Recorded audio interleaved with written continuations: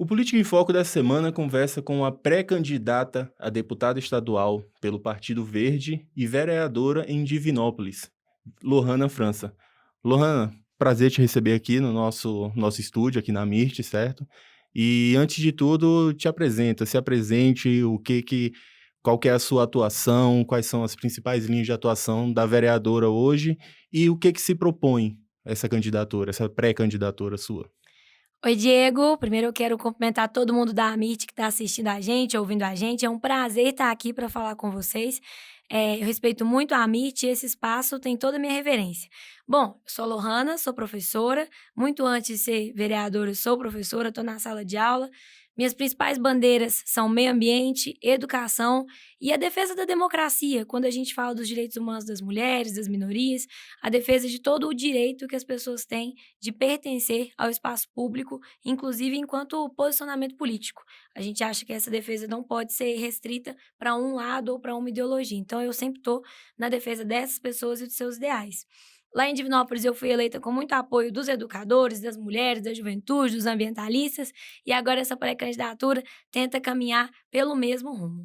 E o teu trabalho em Divinópolis, o que que você pode apresentar para o restante do estado?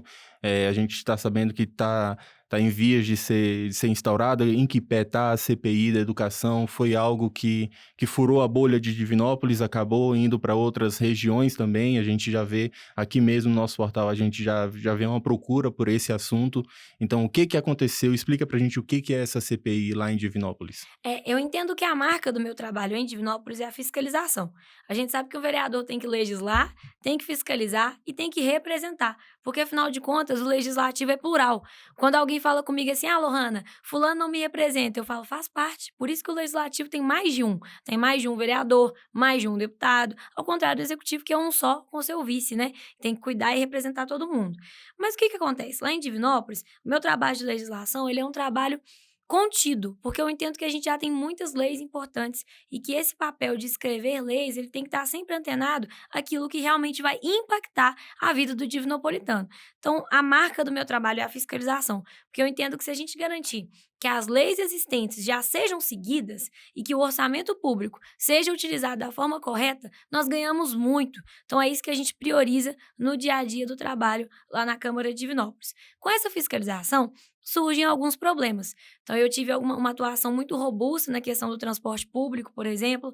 A gente tem essa crise do transporte público acontecendo no Brasil inteiro.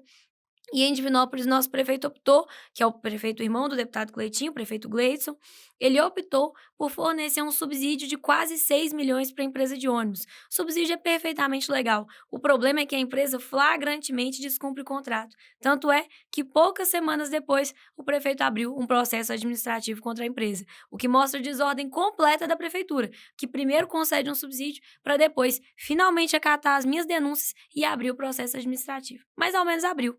E aí, na educação, toda essa fiscalização dos vereadores, e tem um colega de trabalho meu que eu preciso citar, que é o vereador Ademir, esse trabalho de fiscalização chamou atenção para gastos muito estranhos e com um aumento abrupto no final do ano por parte da Secretaria de Educação.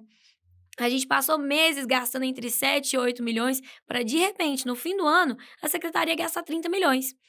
E a CPI começou, eu fui indicada como membro, fui votada pelos pares para ser a relatora, que é um cargo que eu recebi com muita responsabilidade, porque quem vai fazer o parecer final para ser votado sou eu.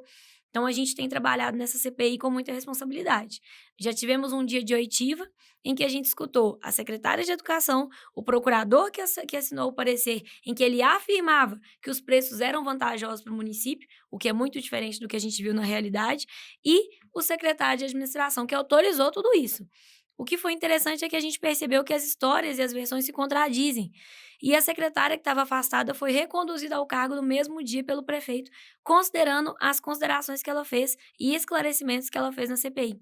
É importante dizer que para nenhum membro da CPI os esclarecimentos foram suficientes, não só por parte dela, é preciso ser justo, por parte de todos. Então nós decidimos fazer uma acariação e juntar secretário de administração e secretário de educação, para serem ouvidos lado a lado, porque um diz que a responsabilidade de uma coisa era do outro. Então a gente precisa entender quem que era mesmo o maestro dessa banda. É importante dizer que o prefeito está acima de todos e claramente não entende de execução do orçamento. A gente sabe que a gente delega, mas cada real de dinheiro público gasto em Divinópolis está na conta dele. E a gente precisa garantir que as responsabilidades sejam apontadas. Lohana, o prefeito de Divinópolis, bem como outras pessoas, assim, do grupo político, né, eles foram eleitos numa onda eh, bolsonarista, né, em todo o estado, em todo o país, e também uma onda que trouxe muito político popstar. Então, são aqueles políticos que têm um grande número de seguidores em redes sociais, que conseguem chamar muita atenção para o trabalho deles nas redes sociais. Alguns momentos com ironia, num tom mais jocoso. Eu queria entender de ti, assim, do seu trabalho, em que momento que atrapalha essa abordagem deles, que é feito mais para uma coisa mais popular, que chega ao ponto assim de não levar a sério, né, informações que são importantes, são relevantes e que precisam dessa ação mais fiscalizadora e que tem encontrado no teu mandato esse olhar mais firme.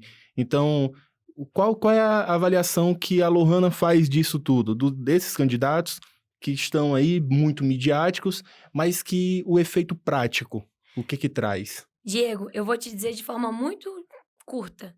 Para mim, se o prefeito tivesse gastado uma parte do tempo que ele gasta produzindo vídeos e conteúdo para viralizar na rede social, checando as compras públicas do município que ele governa, talvez a gente não estaria nessa situação que a gente está. É importantíssimo que os prefeitos de Minas Gerais, do Brasil, comecem a entender que esse papel popstar ele pode até dar voto, mas ele não governa. A gente precisa ter um prefeito que entenda a seriedade da cadeira em que ele está sentado. Que entenda, por exemplo, no caso de Divinópolis, que ele está sentado sob 850 milhões de reais e que ele é o responsável por cada real que é gasto dentro das secretarias dele. E que não existe isso de eu deleguei a responsabilidade é dele.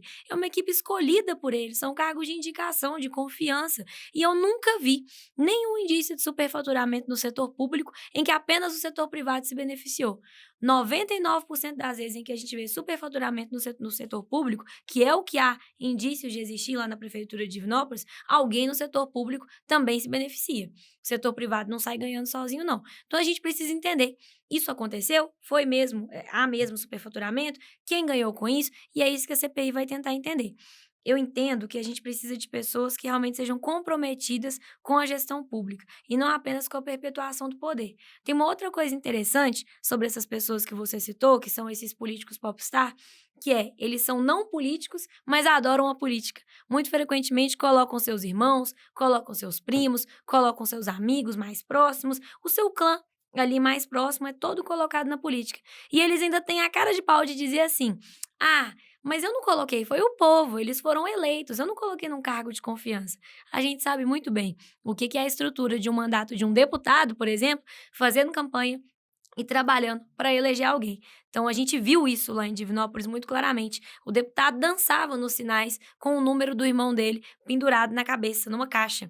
A gente sabe muito bem o impacto que isso tem na população. Então não dá para se eximir da responsabilidade. Até porque quando eleito, na época da eleição, o que o deputado dizia, o deputado Cleitinho, o que ele dizia era: vocês vão poder cobrar dele como se cobrassem a mim.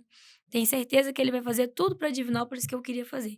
Será que ele gostaria que Divinópolis estivesse passando por esse escândalo de indício de superfaturamento? E até que ponto, assim, você acha que atrapalha a própria postura desses candidatos que eventualmente ocupam uma tribuna, ocupam para levar de alguma forma criar uma confusão? Porque a forma como você leva, tem um decoro parlamentar de que forma que você leva essa informação. Você acha que talvez o veículo, vamos colocar nesses termos assim, existe essa preocupação com redes sociais, com as mídias sociais, a gente percebe isso claramente, e fazendo esse paralelo com a mídia tradicional, com rádio, com TV, porque existe uma equipe, Uma existem checagem. jornalistas, existe essa checagem. Então, assim, como que você faz esse equilíbrio do que é uma postura em rede social e do que é uma postura voltada para a mídia tradicional, para a mídia profissional, não vou nem colocar tradicional, né? Essa pergunta sua é muito interessante, Diego. Sabe por quê? Quando a gente está falando de popstar, a gente está falando de pessoas que têm fãs, não de pessoas que têm eleitores. E o lugar do fã é um lugar que não aceita questionamento. Fãs não questionam seus ídolos. E não questionam mesmo, isso faz parte, mexe com as nossas paixões, né? Mas o político, ele tá ali para ser questionado. E é isso que a imprensa faz. A imprensa que, eu uso a palavra tradicional com o maior respeito do mundo. A imprensa que está nesse espaço porque ela, com trabalho sério, de checagem, de conferência de fatos e não de assessoria, que muitas vezes é o que muitos políticos querem, consegue fazer. Então, essa imprensa, quando ela questiona esses políticos, por exemplo, ela é tida como inimiga. Ela é tida como alguém que foi comprada. Comprada por quem? Então, as acusações são feitas e são como travesseiros balançados na janela, né? As penas se espalham, a fama muitas vezes se espalha e o trabalho sério que acontece dentro de escritórios, de rádios, televisões por todo o estado de Minas Gerais, por todo o Brasil, muitas vezes é ignorado com base no que um popstar fez num vídeo de Instagram. E é interessante que esses políticos, eles costumam dizer que não precisam dessa mídia tradicional. Mas o que eles fazem quando eles precisam divulgar mutirões de vacinação, quando eles precisam chamar as pessoas à responsabilidade sobre alguma conduta em eventos ou sobre lixo? Eles procuram a imprensa que age dentro de todos esses trâmites formais, porque tem jornalistas lá dentro que sabem divulgar algum fato ou que sabem fazer uma chamada para a população. Então a gente percebe que essa postura não para de pé. Ela é só para fazer um discurso que vez ou outra pode agradar a claque, mas na verdade não traz nada de sério para o município. E é importante dizer também que esses comportamentos mais espalhafatosos, eles afastam investidores para o município. Se quando o presidente fala sem pensar, o dólar pode subir ou uma crise pode ser instaurada na bolsa, quando um prefeito ou um governador fala sem pensar, o que a gente observa é que quem quer criar uma empresa lá dentro da cidade, quem quer investir, pensa duas vezes. Ó, eu vou colocar minha empresa numa cidade que o prefeito é descompensado? Não vou fazer isso. E eu não estou aqui dizendo que o prefeito de Divinópolis é descompensado, mas às vezes age dessa forma. Então a gente precisa entender que a seriedade que é ocupar um cargo público. Nós somos seres humanos, mas a gente precisa ter um comportamento um pouco mais escrutinado o tempo todo, porque a gente representa municípios e, quem sabe, o estado de Minas. Lohana, que já caminhando pro fim, né, dessa entrevista, queria que você colocasse para gente o que a população de Minas Gerais, mais especificamente a região central de Minas, que é onde está a tua atuação, pode esperar de uma pré-candidatura sua Pois é, o que eu posso e prometer. eventualmente de uma eleição, né? Amém. O que eu posso prometer para o povo mineiro, sem peso na consciência para falar, é um mandato de muito trabalho. Para o Divinopolitano, eu já entrego um mandato de muito trabalho. Um mandato com muita seriedade, um mandato com postura.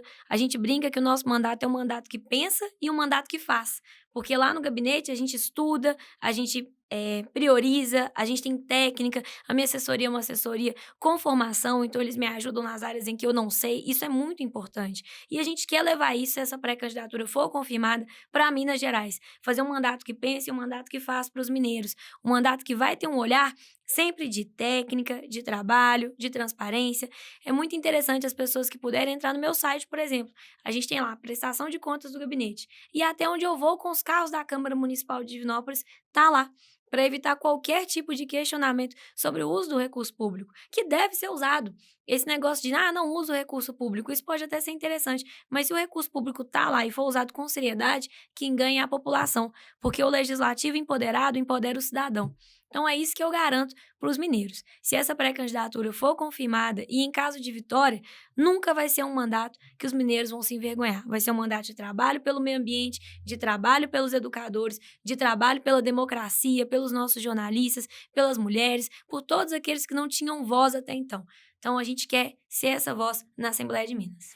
Lohana, muito obrigado. Se você quiser fazer agora considerações finais para encerrar, Eu à quero fazer um vontade. convite para quem está assistindo a gente, que me siga nas minhas redes sociais, porque lá é o melhor jeito de vocês me conhecerem um pouco mais. E eu já deixo aqui, Diego, que os meus perfis nas redes sociais não são os perfis da vereadora Lohana, são os perfis da Lohana, que existe antes da política e vai existir depois da política. Então é lohana.franca. Só que Lohana, gente, é com H e 2 N's, porque minha mãe estava inspirada no batismo. Então é LOHA2NSA.franca. Esse é o meu Instagram, que é a rede social que eu mais utilizo. No Facebook é Lohana França e no Twitter é Lohana SF. Então, o jornalista está sempre no Twitter, é importante vocês olharem lá também, porque lá eu sempre deixo algumas opiniões mais curtas que não vão para as outras redes.